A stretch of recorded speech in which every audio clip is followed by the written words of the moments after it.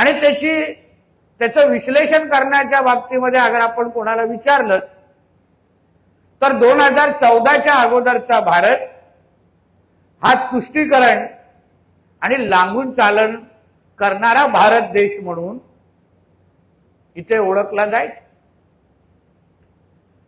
देशातल्या अल्पसंख्यांना केंद्रित करलेलं राजकारण, प्रशासन, निर्णय हे एवढेच विषय आमच्या देशामध्ये प्रामुख्याने व्हायचे. कुठल्याही सरकारी योजना तयार करत असताना आपली जी तुष्टीकरणाचं राजकारण, अल्पसंख्याक वोट बँक, ह्याला आपण प्रोटेक्ट कसं करायचं, ह्याला आपण सुरक्षित कसं ठेवायचं, एवढं एकमेव काम मंदिरांच्या अवतीभोवती राम मंदिरचा विषय असो किंवा देशातला राहणारा हिंदू समाज स्वतःला जे असुरक्षिततेची भावना 2014च्या अगोदर जे त्यांच्या मनामध्ये असायची त्या बाबतीचे असंख्य उदाहरणं, अनुभव आपल्याला ह्या निमित्ताने ऐकायलाही मिळतील आणि आपल्याला अनुभवायलाही मिळतील. एक प्रश्न आपण स्वतःला विचारला पाहिजे की 2014च्या अगोदर युपीए किंवा काँग्रेसचा कुठला तरी पंतप्रधान, मुख्यमंत्री हा कुठला तरी हिंदू धार्मिक स्थळाकडे, मंदिरामध्ये जाऊन आपल्याला कधी महाआरती करताना दिसला होता का? देवाच्या समोर जाऊन नतमस्तक होत असताना दिसला होता का? कुठलाही पंतप्रधान डोक्यावर टिळक लावण्याच्या अगोदर 2 वेळा विचार करायचा त्याच्या 14च्या अगोदर. ह्या सगळ्यामध्ये बदल, परिवर्तन समाजामध्ये हिंदू समाजाला केंद्रबिंदू ठेवून देशाचा राजकारण, देशाचं सरकार, देशाचे सरकार निर्णय घेऊ शकतं हे उत्तम उदाहरण किंवा हे आदरणीय मोदी साहेबांच्या कारकिर्दीच्या पासून दिसायला लागलं, अनुभवायला लागलं. हे माझ्या दृष्टिकोनातून हा अत्यंत महत्वाचा विषय आहे. आज 14च्या नंतर झालेले प्रत्येक निर्णयामध्ये तुम्ही पहा, आतापर्यंत जो बहुसंख्य असलेला आपल्या देशामध्ये असलेला हिंदू समाज, ज्याच्याकडे कोण पाहायचं नाही, ज्याला केंद्रबिंदू ठेवून कोण निर्णय घ्यायचा नाही, देव, देश, धर्म या तिन्ही मुद्द्याला कोणाला हात लावायचं पण भीती वाटायची. हिंदू समाजाच्या जवळ आम्ही गेलो तर असलेली आमच्या वोट बँक पॉलिटिक्सला धक्का लागू शकतो. हाच 2014च्या अगोदरचा असलेल्या काँग्रेस सरकारचा केंद्रबिंदू होता. मग वक्फ सारखे कायदे, त्याच्यामध्ये हिंदू समाजाचे असलेल्या हक्काची जमिनी ज्या पद्धतीने त्यांच्याकडून काढून घेतल्या गेल्या, वक्फ सारख्या कायद्यामध्ये असे काही अमेंडमेंट आणले गेले युपीए सरकारच्या माध्यमातून, ज्याच्यामुळे असलेल्या हिंदू समाजाच्या जमिनी हे त्यांना न विचारता, त्यांची सहमती नसताना पण ही वक्फची जमीन आहे हे सांगून लँड जिहादच्या नावाने त्यांच्याकडून काढून घेणं, अशा पद्धतीचे असंख्य निर्णय 2014च्या अगोदर होत असताना आपल्याला दिसलेले आहेत. म्हणून 2014 ते आतापर्यंतची जी आदरणीय मोदी साहेबांची एक कडवट हिंदुत्वादी विचाराचे आणि राष्ट्र संघ परिवाराच्या म्हणजे पार्श्वभूमी असलेले एक स्वयंसेवक जेव्हा देशाच्या मुख्य स्थानी जेव्हा नेतृत्व करतो तेव्हा राष्ट्र प्रथम या भूमिकेला नजरेसमोर ठेवून आणि हिंदू हित की जो बात करेगा वही देश पे राज करेगा हा मुद्दा नजरेसमोर ठेवून 2014 पासूनची वाटचाल ही आपल्या सगळ्यांच्या दृष्टिकोनातून एक हिंदू म्हणून ही अत्यंत महत्वाची ठरलेली आहे। आतापर्यंत जे काही निर्णय आदरणीय मोदी साहेबांच्या कारकिर्दीमध्ये 12 वर्षामध्ये झाले, वर्षानुवर्ष अयोध्यामध्ये राम मंदिर होणार हा जो काही मुद्दा वर्षानुवर्ष आपण फक्त ऐकायचो, पण आदरणीय मोदी साहेबांनी वारंवार आपल्या भाषणांमध्ये, पत्रकार परिषदांमध्ये, इंटरव्ह्यूमध्ये की राम मंदिर हा विषय आमच्यासाठी निवडणुकीचा मुद्दा नाही, हा एक आस्थेचा विषय आहे आणि म्हणून कुठल्याही निवडणुकीचा नजरेसमोर न ठेवता जो वर्षानुवर्ष प्रलंबित असलेला जो कोर्टामध्ये जो केस होती, देशामध्ये कुठलाही छोटी मोठी पण दंगल घडली नाही आणि आज अयोध्यामध्ये भव्य राम मंदिर उभं राहिलेलं आहे आणि प्रत्येक हिंदू समाजाला अभिमान वाटेल असं राम मंदिराचं दर्शन आणि रामलल्लाकडे जाऊन आपण आशीर्वाद घेण्याची संधी आपल्या प्रत्येकाला चालून आलेली आहे। त्याचबरोबर काशी विश्वनाथ मंदिर असो, कॉरिडॉर असो, उज्जैनचा महाकालेश्वर असो, असे असंख्य महत्वाची धर्मस्थळ ज्यांचा विकास करून धार्मिक पर्यटन आणि आपल्यासाठी जे आस्थेचे विषय आहेत त्यांना आदरणीय मोदी साहेबांच्या ह्या 12 वर्षाच्या कारकिर्दीमध्ये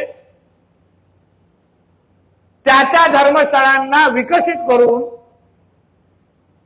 आज जगाच्या पाठीवर त्या धर्मस्थळांचे नाव व्हावं, जगाच्या पाठीच्या कानोकोपऱ्यातून लोक आज तिथे येतात, आशीर्वाद घेतात। अशा पद्धतीच्या त्या धर्मस्थळांचा विकास आदरणीय मोदी साहेबांच्या 12 वर्षाच्या कारकिर्दीमध्ये आपल्याला अनुभव याला भेटलेला आहे। असंख्य महत्वाचे कायदे ज्याच्यामुळे आपले देवस्थान, आपली धर्मस्थळ हे सुरक्षित असली पाहिजे, सुरक्षित राहिली पाहिजे, या दृष्टिकोनातून असंख्य महत्वाचे निर्णय, धोरणात्मक निर्णय आदरणीय मोदी साहेबांनी ह्या 12 वर्षामध्ये त्यांच्या कारकिर्दीमध्ये घेऊन दाखवलेला आहे। 14च्या अगोदरचा जो वक्फ कायद्याचा उल्लेख मी तुमच्या समोर केला, याच 12 वर्षाच्या कारकिर्दीमध्ये असंख्य हिंदू समाजाला त्यांच्या हक्काच्या जमिनी परत एकदा करून देण्याचं पुण्य काम हे आदरणीय मोदी साहेबांच्या कारकिर्दीमध्ये त्या कायद्यामध्ये अमेंडमेंट करून आपण करून दाखवलेले आहे। आता जे काही जमिनी जे हिंदू समाजाचे आहेत ते कोणच वक्फची भीती दाखवून बळकावून घेऊ शकत नाही, लँड जिहादच्या नावाने त्यांच्याकडून घेऊ शकत नाही, अशी ताकद या देशातल्या हिंदू समाजाला या आमच्या एनडीए प्रणित मोदी साहेबांच्या नेतृत्वात असलेल्या सरकारने मिळवून दिलेली आहे। अशा पद्धतीचे महत्वाकांक्षी निर्णय ज्याच्यामुळे हिंदू समाजाला खऱ्या अर्थाने ताकद देण्याचं काम आदरणीय मोदी साहेबांनी गेल्या 12 वर्षापासून केलेला आहे. आज देशाचे पंतप्रधान ज्या ज्या राज्यात जातात, जो जो प्रवास करतात, मग आंतरराष्ट्रीय पातळीवर असेल ते देशाच्या कुठल्याही राज्यामध्ये असेल, आमच्या देशाचा पंतप्रधान स्वतः हिंदू असल्याची ओळख पुसत लपून ठेवत नाही आणि गर्वाने जाऊन त्या मंदिरात पूजा करता असताना आपल्याला दिसतात. हा फरक 2014च्या नंतर आपल्याला सगळ्यांना अनुभवायला भेटलेला आहे. फक्त देशामध्ये नाही, पण आंतरराष्ट्रीय पातळीवर हिंदू, सनातन हिंदू धर्म, हिंदू संस्कृती ह्याला खऱ्या अर्थाने प्रोत्साहन कोणी दिलं असेल तर ते आमच्या आदरणीय पंतप्रधान मोदी साहेबांनी दिलेलं आहे. आज तुम्ही असंख्य राष्ट्रीय देश पातळी, आंतरराष्ट्रीय पातळीवर जेव्हा अन्य देशांचे पंतप्रधान आणि राष्ट्रपती जेव्हा आपल्या देशामध्ये येतात किंवा आपले पंतप्रधान जेव्हा त्यांच्याकडे जातात, तेव्हा नमस्कार करून एक दुसऱ्याचं स्वागत करतात. हा फरक आदरणीय मोदी साहेबांच्या कारकिर्दीमध्ये बघायला भेटलाय. आता मोदी साहेब जेव्हा जेव्हा कुठल्याही राष्ट्रपतींना किंवा ज्या त्या देशाच्या प्रमुखांना भेटल्यानंतर हातात भगवद्गीता देण्याची प्रथा ही आमच्या मोदी साहेबांच्या कारकिर्दीमध्ये आम्हाला अनुभवायला भेटलेली आहे. हा फरक आदरणीय मोदी साहेबांच्या कारकिर्दीमध्ये ह्या 12 वर्षामध्ये आपल्याला अनुभवायला भेटलेला आहे. आणि म्हणूनच ही 12 वर्ष आदरणीय मोदी साहेबांच्या नेतृत्वात जे तुष्टीकरणाचं राजकारण होतं, जे लांबून चालण्याचं राजकारण होतं, सगळं काय वोट बँक पॉलिटिक्स, हे जे काय काँग्रेसचं घाणेरडं राजकारण, ज्याच्यामुळे देशातला असलेला हिंदू समाज हा असुरक्षिततेची भावना त्याच्यामध्ये निर्माण होत होती. आमचा कोणच वाली नाही, हे जे काही 14 अगोदरची जी भावना होती, आज जे पश्चिम बंगालमध्ये आपण पाहतो, आज जे आसाममध्ये आपण पाहतो, असंख्य राज्यांमध्ये, महाराष्ट्रासारख्या राज्यामध्ये पाहतो, आज हिंदू समाज ही एक ताकद म्हणून, हक्काची वोट बँक म्हणून आज तयार झालेली आहे. आज आणि हिंदू समाजाला बाजूला ठेवून कोणीही साधा गावाचा सरपंच, आमदार, खासदार बनू शकत नाही. हे जे काय वातावरण आज जे काय देशामध्ये निर्माण झालंय, त्याचं सगळं श्रेय आमच्या आदरणीय पंतप्रधान मोदी साहेबांना आणि त्यांच्या 12 वर्षाच्या कारकिर्दीला आपण देऊ शकतो. पण त्याचबरोबर मी ह्याचाही उल्लेख करेन की याच 12 वर्षामध्ये ट्रिपल तलाक सारख्या विषयाबद्दल क्रांतिकारी निर्णय घेण्याचं काम आमच्या आदरणीय मोदी साहेबांच्याच कारकिर्दीमध्ये झालेलं आहे. म्हणजे राष्ट्रभक्त मुसलमान जे जे ह्या राष्ट्रावर प्रेम करतात, जे जे ह्या तिरंग्याला आपल्या झेंडा ध्वज मांडतात, जे जे आमच्या समोर वंदे मातरम म्हणतात, त्या प्रत्येकाला तोच मान सन्मान देण्याचं काम आदरणीय मोदी साहेबांच्या कारकिर्दीमध्ये झालेलं आहे. पण जो जो आमच्या देशाकडे वाकड्या नजरेने पाहिल, जो जो आमच्या देशामध्ये अतिरेकी कारवाया करण्याची हिंमत करेल, त्या प्रत्येकाला ऑपरेशन सिंदूर सारख्या निमित्ताने आमचा हा भारत देश हा हिंदू राष्ट्र म्हणून तुम्ही आमच्याकडे वाकड्या नजरेने बघू शकत नाही, हा कडक इशारा देण्याची हिंमत ती आमच्या मोदी साहेबांच्याच कारकिर्दीमध्ये आपल्याला पाहायला भेटली. नाहीतर 2014च्या अगोदर 26/11 सारखे हल्ले पाहिलेत, ट्रेनमध्ये आपण बॉम्बलास्ट पाहिलेले आहेत. तेव्हाचं जो काँग्रेसचं सरकार ज्या पद्धतीने अतिरेक्यांच्या समोर, पाकिस्तानच्या समोर ज्या पद्धतीने लोटांगण घालायचे, कुठलाही अतिरेकी हल्ला झाल्यानंतर काँग्रेसच्या कुठल्याही पंतप्रधानांना, काँग्रेसच्या कुठल्याही सरकारला कधीही पाकिस्तानला जाब विचारण्याची हिंमत व्हायची नाही. पण आज 2014च्या नंतर पाकिस्तान असो की कुठलेही जिहादी मानसिकतेचे कुठलीही संघटना असो, अतिरेकी संघटना असो, त्या प्रत्येकाला ह्याची जाणीव झाली आहे की भारताचे पंतप्रधान आदरणीय मोदी साहेब असल्यामुळे कोणीही आमच्या या भारताकडे, हिंदुस्थानाकडे, हिंदू राष्ट्राकडे वाकड्या नजरेने पाहू शकत नाही. एवढा चांगली प्रतिमा ही आमच्या भारताच्या बाबतीमध्ये आदरयुक्त भीती ही भारताबद्दल, आपल्या देशाबद्दल निर्माण करण्याचं काम हे आमच्या आदरणीय मोदी साहेबांनी ह्या 12 वर्षामध्ये केलेलं आहे.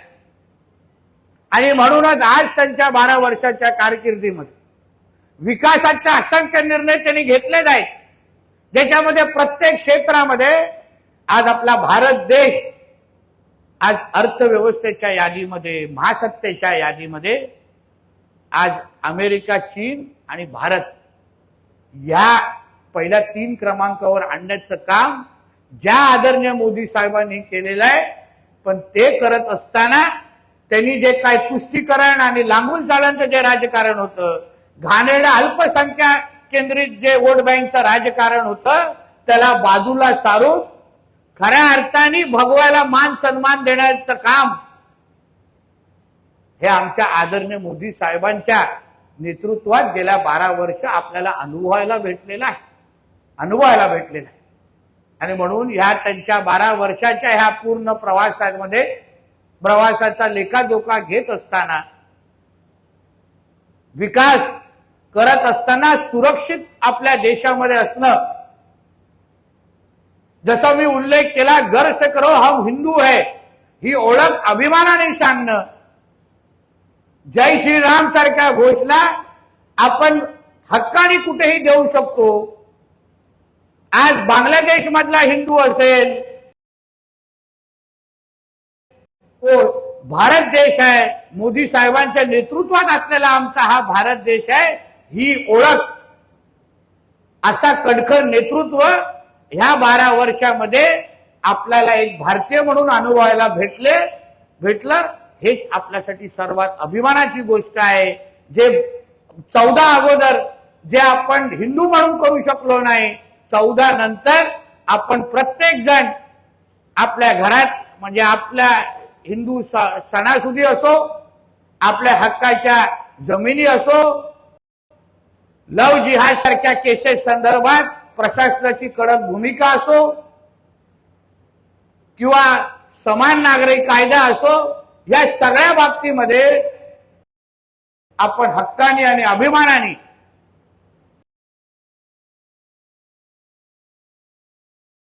आणि खुल्या मनाने आणि खुल्या वातावरणामध्ये आज ज्या देशामध्ये आपण बोलू शकतो, एक दुसऱ्याची चर्चा करू शकतो, आणि ते निर्णय होत असताना जे अनुभवायला आज आपल्याला भेटतात, ते सर्वात मोठं योगदान आदरणीय मोदी साहेबांनी गेल्या 12 वर्ष आपल्यासाठी दिलेलं आहे. या बाबतीमध्ये भारतीय जनता पक्षाचा कार्यकर्ता म्हणून मला निश्चित पद्धतीने त्यांच्याबद्दल अभिमान आहे. पण एक हिंदू म्हणून माझ्या देशाच्या पंतप्रधानांनी माझ्या देशाला एक सुरक्षित देश, सर्वात जास्त सुरक्षित देश कुठला असेल तो आमचा भारत देश आहे, ही जी खऱ्या अर्थाने ओळख मिळवून दिली ते आदरणीय पंतप्रधान मोदी साहेबांना आमच्या सिंधुदुर्गच्या वतीने मी मनापासून त्यांचं अभिनंदन करतो. आणि त्यांना ह्या 12 वर्षाच्या यशस्वी कारकिर्दीसाठी आणि असंख्य भविष्यामध्ये ते रेकॉर्ड अजूनही तोडणार आहे, हे तो सुरुवात आहे. नेहरूजींना मागे टाकलंच आहे, पण प्रत्येक क्षेत्रामध्ये आपल्या भारत देशाला अग्रेसर देश आणि एक क्रमांकावर ठेवण्याचं काम आमचे मोदी साहेब त्यांच्या नेतृत्वात आणि त्यांचं पूर्ण केंद्र सरकार निश्चित पद्धतीने ठेवेल, हा विश्वास या निमित्ताने व्यक्त करतो. इथेच थांबतो. धन्यवाद. आपले काही या संबंधित प्रश्न असेल तर विचारू.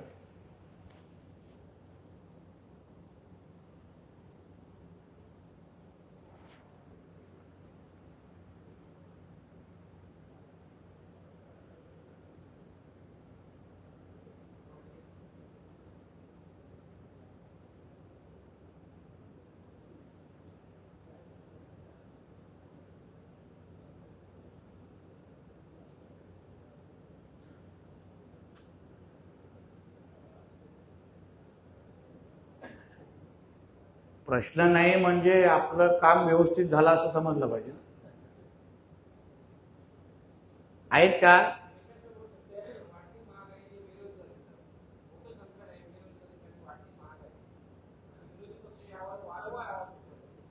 वाढती महागाई आणि बेरोजगारी हा जागतिक संकटाच्या अनुसार आज देशात युद्धाची परिस्थिती आहे आणि पेट्रोल डिझेल हे फक्त भारतामध्ये न असता गावडेजी पुरा जगासमोर असणारा फार मोठा प्रश्न आहे.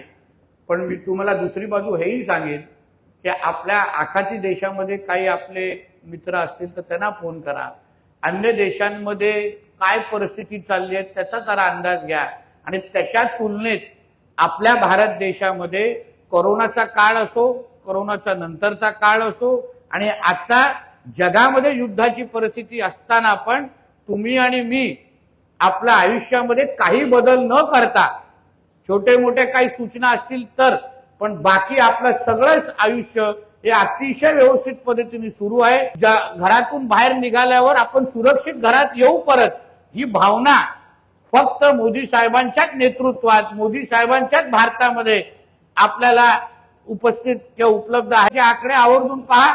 2014च्या नंतर जसं मी आवर्जून तुम्हाला सांगितलं प्रत्येक क्षेत्रामध्ये पण कोणाचं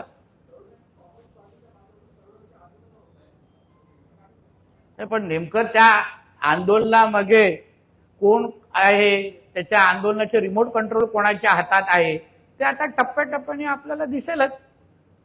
कुठे सांगितलं जातं की लाखोच्या संख्येने विश्वास आहे. आज तुम्ही बघा स्टार्टअप्स मध्ये आपला देश हा 1 क्रमांकावर आहे, 1 क्रमांकावर. आणि ज्या अर्थाने स्टार्टअप्स मध्ये आपण 1 क्रमांकावर आहोत म्हणजे आमच्या देशाचा तरुण हा निश्चित पद्धतीने आमच्या पंतप्रधानांच्या मागे उभा आहे. म्हणून कॉक्रोच, झुरळ, साप, बीप याला मोदी साहेबांच्या समोर हे कधीच टिकणार नाही.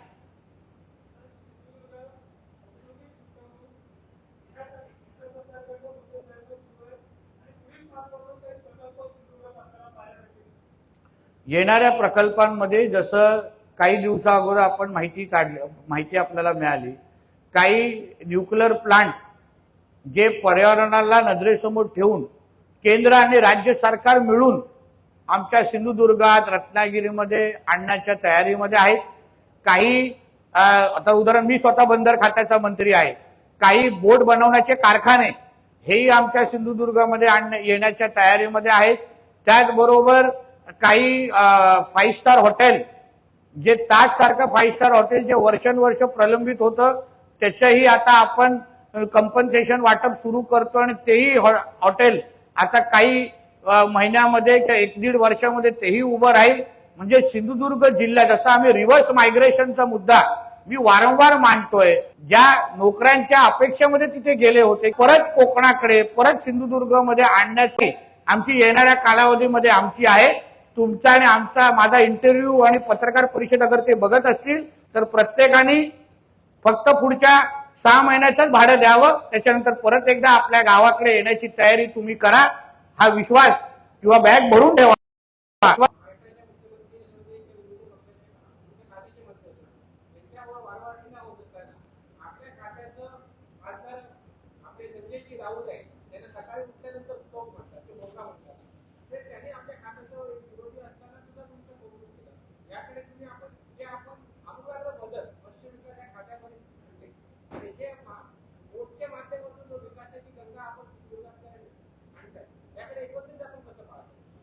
मी तर चांगलंच पाहिजे ना, कारण का माझंच कौतुक होत आहे. पण मला नेहमी वाटतं की आदरणीय मुख्यमंत्री साहेबांचं ह्या निमित्ताने आभार मानले पाहिजे की एकाच मंत्र्याला ह्या दोन्ही महत्वाची खातं दिलेली आहेत. आदरणीय राणे साहेबांनी ही खाती सांभाळलेली आहेत त्यांच्या कारकिर्दीमध्ये. आणि मी तुम्हाला सांगतो की आपल्या 877 किलोमीटरच्या किनारपट्टीच्या नजरेसमोर ठेवून ही दोन्ही खाती ही अत्यंत महत्वाची आहे. आम्ही ज्या दरडोई उत्पन्नाचा वारंवार उल्लेख करतो, ह्या पूर्ण किनारपट्टीला अगर आपण विकास करू शकलो, इथे विविध प्रकल्प आणू शकलो. उदाहरण मी तुम्हाला बोट बनवण्याच्या कारखान्याचा उल्लेख केला. नुसतं इथे बोटी आल्या नाही पाहिजे, कारखाने तयार झाले पाहिजे. यासाठी आम्ही त्या लोकांना जमिनी देतोय, यासाठी आम्ही त्यांना प्रोत्साहन देतोय, ज्या निमित्ताने इथे रोजगार पण निर्माण होईल. आणि म्हणून मत्स्य व्यवसाय खातं असो, ज्या मत्स्य व्यवसाय क्षेत्रावर, उदाहरण मी आता गुरुवार आणि बुधवार मी आंध्र प्रदेशला चाललेलो आहे माझ्या मत्स्य डिपार्टमेंटच्या अधिकाऱ्यांबरोबर. आंध्र प्रदेश हे राज्य 60%चं बजेट हे फक्त मत्स्य व्यवसायावर खर्च करतं आणि म्हणून आज ते एक प्रगतशील राज्य म्हणून किंबहुना त्या राज्याच्या जीडीपी मध्ये मत्स्य व्यवसायाचं फार मोठं योगदान आहे. आणि म्हणून आम्ही विचार करतोय की त्या पद्धतीचे काही बदल, आता काही धोरणात्मक निर्णय आम्ही आणले. आम्ही शेतीला म्हणजे मत्स्य व्यवसायाला शेतीचा दर्जा दिला, मुख्यमंत्री मत्स्य संपदा योजना सारखी योजना आणली. म्हणजे धोरणात्मक निर्णय आम्ही पहिल्या वर्षामध्ये घेतलेले आहेत. आता येणाऱ्या 3-3.5-4 वर्षामध्ये ते घेतलेल्या निर्णयाची अंमलबजावणी आणि प्रत्येक मच्छीमारापर्यंत ते निर्णय पोहोचवणं आणि आर्थिक समृद्धी आणणं. आमचा जसा कामगार शेतकरी अगर सक्षम झाला तर राज्य सक्षम होईल, तसंच मच्छीमार सक्षम झाला तर कोकणही सक्षम होईल आणि महाराष्ट्रही सक्षम होईल. तेच केंद्रबिंदू ठेवून मी पारदर्शक पद्धतीने काम करतोय. आणि म्हणूनच तुम्ही विविध, ज्याला आपण म्हणतो चांगल्याला चांगलं म्हणणं हे माणुसकीचा धर्म आहे. म्हणून पक्ष कोणाचाही असो, पक्षातला कुठलाही विरोधी पक्षाचा आमच्या सहकारी असो, त्या प्रत्येकाला माहिती आहे नितेश राणे हे महाराष्ट्राला केंद्रबिंदू ठेवून निर्णय घेत आहेत आणि म्हणून ते स्वच्छ मनाने ते कौतुक करत आहेत. हे माझ्या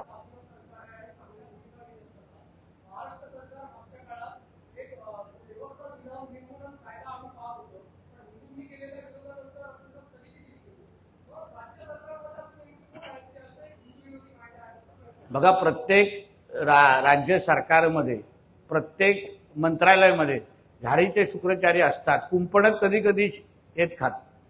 त्याचे जसं प्रत्येक डिपार्टमेंटमध्ये आपल्या भाषेत बोलले तर काही सडके आंबे असतात, तर त्या लोकांना ह्या निमित्ताने ते आयडेंटिफाय होतात. आणि हिंदू विरोधी कायदे, आता आम्ही बोलतो राज्यात हिंदू विचाराचं सरकार आहे, हिंदुत्ववादी विचाराचं सरकार आहे, देशामध्ये हिंदुत्ववादी विचाराचं सरकार आहे. मग अशा पद्धतीच्या हिंदू देवस्थानाकडे कोणीही गालबोट लावण्याची कोणी हिंमत पण करू नये. आणि म्हणूनच अशी कोण मस्ती करत असेल तर त्यांना शासन कसं करायचं ते आमच्याकडे पर्याय आहेत. आणि म्हणून त्या गोष्टी होऊ देऊ नये आणि हिंदू हिताचे निर्णय, हिंदू समाजाचे हिताचे निर्णय व्हावेत, हिंदू देवस्थानाचे हिताचे निर्णय व्हावेत, या दृष्टिकोनातून आमचं सरकार, केंद्र आणि राज्य सरकार काम करत आहे.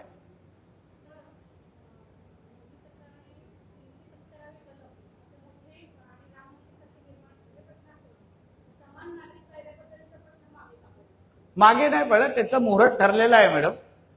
योग्य वेळी समान नागरी कायदा पण आपल्या देशामध्ये आणि विविध राज्यांमध्ये आलेला आहे. आता उत्तराखंड सारखा राज्यामध्ये आहे, आसाम सारखा राज्यामध्ये आहे, महाराष्ट्र त्याचा अभ्यास करतोय. लवकरच आपल्या कारण का ते आपल्या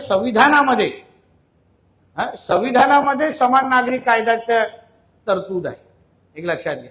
आणि म्हणून लवकरच आपल्या देशामध्ये ज्या मोदी साहेबांच्या कारकिर्दीमध्ये कधी न अपेक्षित असलेले निर्णय ह्याच मोदी साहेबांच्या कारकिर्दीमध्ये बघतात. जसं त्याचा उल्लेख तुम्ही 370चा केला, राम मंदिरचा केला. आपल्याला कधीच वाटलं नव्हतं हे विषय होणार आहेत, पण करून दाखवले. तसंच समान नागरी कायद्यासारखा विषय निश्चित पद्धती ह्याच आमच्या मोदी साहेबांच्या कारकिर्दीमध्ये होईल असं एक भारतीय जनता पक्ष कार्यकर्ता म्हणून मला विश्वास आहे. त्याचबरोबर हिंदू म्हणून पण मला विश्वास आहे.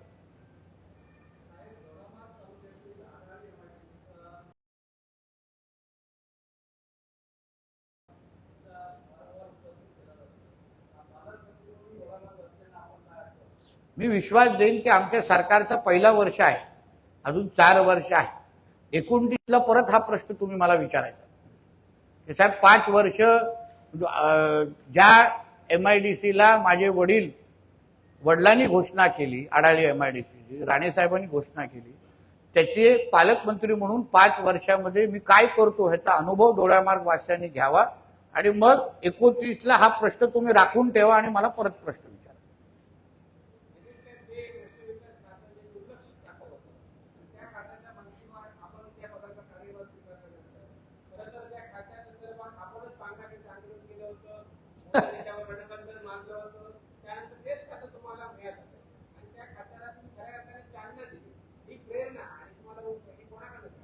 बघा, एक लक्षात घ्या, विरोधी पक्षामध्ये काम करत असल्याचे फायदे आहेत.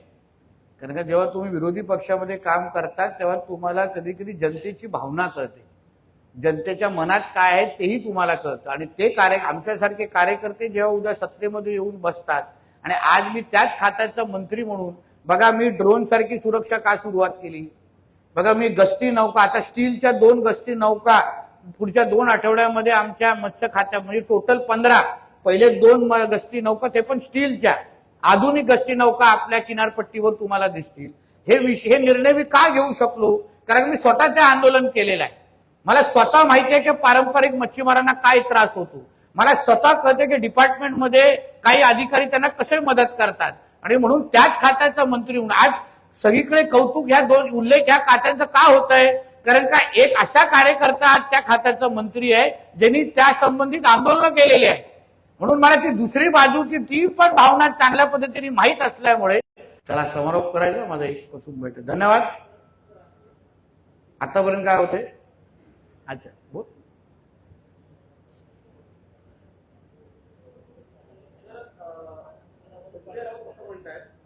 नारायण राणे यांचे चिरंजीव याला पाकिस्तानी त्याला पाकिस्तानी म्हणतात, ते मोहन भागवत यांना पाकिस्तानी म्हणतील का?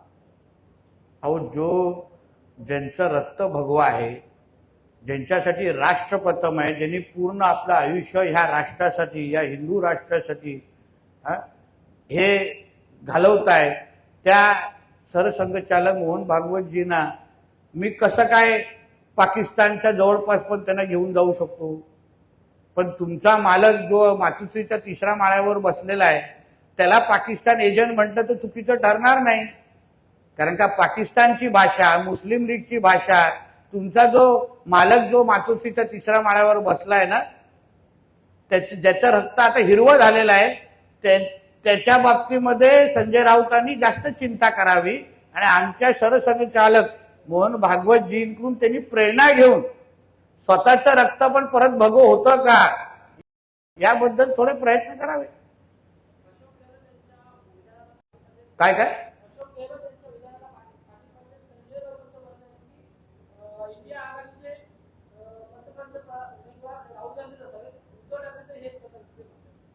तुमचं परत प्रश्न व्यवस्थित विचारा, काय बोला?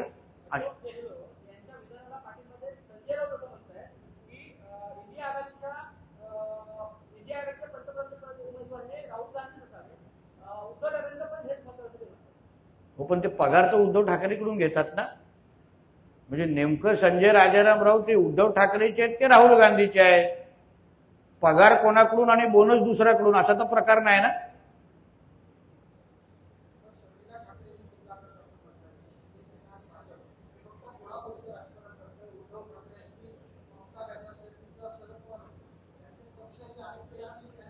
बघा, आता शर्मिला वहिनींच्या बाबतीमध्ये तुम्ही प्रश्न विचारायला आणि उत्तर देऊ, त्यांनी स्वतःचं मत तिथे व्यक्त केलेलं आहे. ते आज कुठल्याही राजकारणाच्या कुठल्या पदावर नाही आहे. म्हणून कृपया काही लोकांना जरा तुम्ही तुमच्या चौकटीच्या बाहेर ठेवा, विनंती आहे.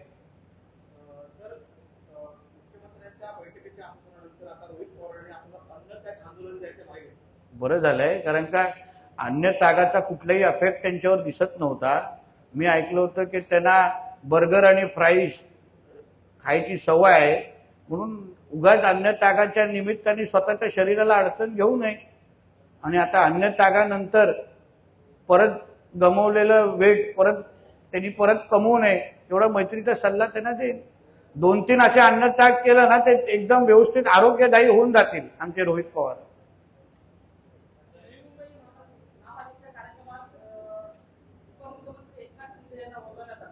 अहो, फार जुना प्रश्न विचारताय. त्या बाबतीमध्ये आदरणीय मुख्यमंत्र्यांनी चौकशी पण जाहीर केलेली आहे. सिडकोचा कार्यक्रम ना, त्याच्या बाबतीमध्ये मला माहिती नाही. तो आता मला सिडकोच्या बाबतीमध्ये माहिती होतं, त्याच्यावर आदरणीय मुख्यमंत्र्यांनी चौकशी जाहीर केली आहे. ह्याचा माहिती घेऊन मी बोलेन.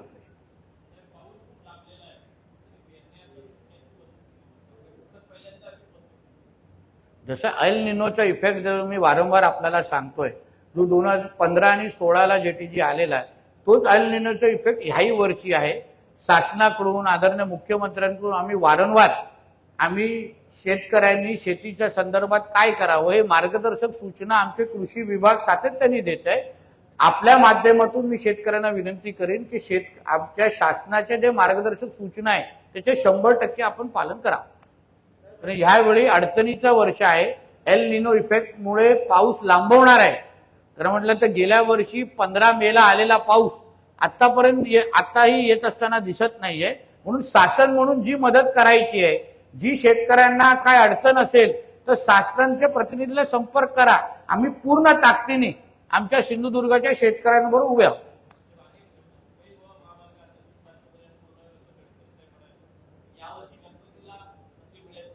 मला असं वाटतं की आता इंदापूरचा एक फ्लायओव्हर आणि काही दुसरा भाग त्या भागात तेवढाच विषय राहिलेला आहे.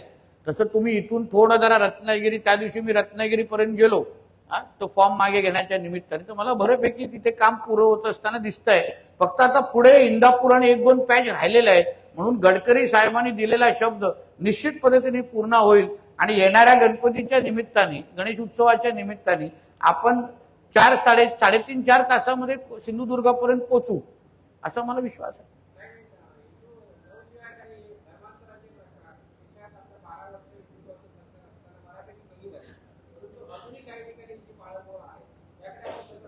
पाळ्यामुळं उखाडण्याच्या कामासाठीच आमच्यासारख्या लोकांना मंत्री केलेलं आहे ना. जे पाळ्यामुळं लावणारी जी लोक आहेत त्यांच्या सगळ्यांवर आमची करडी नजर आहे. जे ह्याला प्रोत्साहन देतात, जे ह्याला पैसे पुरवतात, अशा काही लोकांवर आमची फार बारीक लक्ष आहे.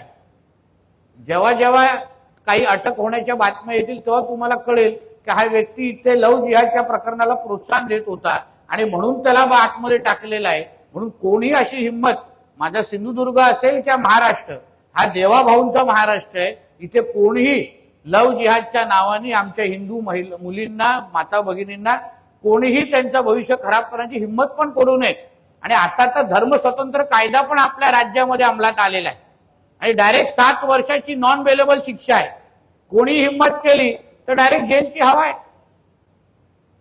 पालकमंत्री म्हणून मी नगरपालिका आणि जिल्हा समोर करण्याचा प्रयत्न केला, मात्र तिथल्या दोन्ही मंत्र्यांनी मला पक्ष दिल्याचं शंभूराजे म्हणतायत आणि कसं म्हणतायत की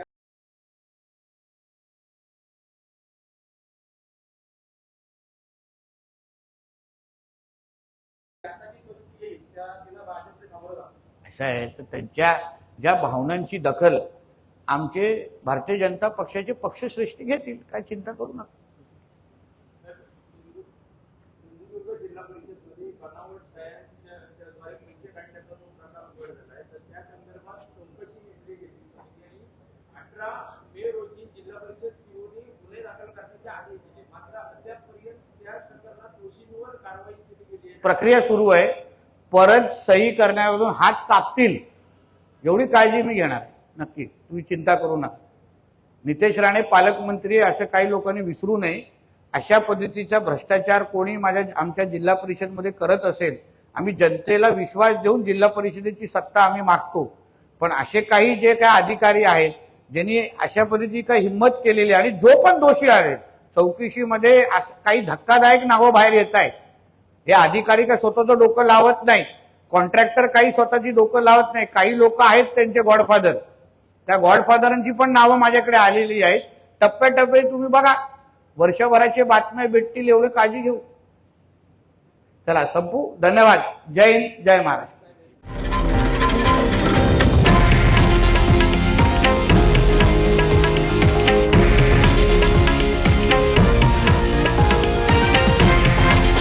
हे आहे देशातील नंबर 1 न्यूज नेटवर्क आणि आपण पाहत आहात TV9 मराठी, एकमेव.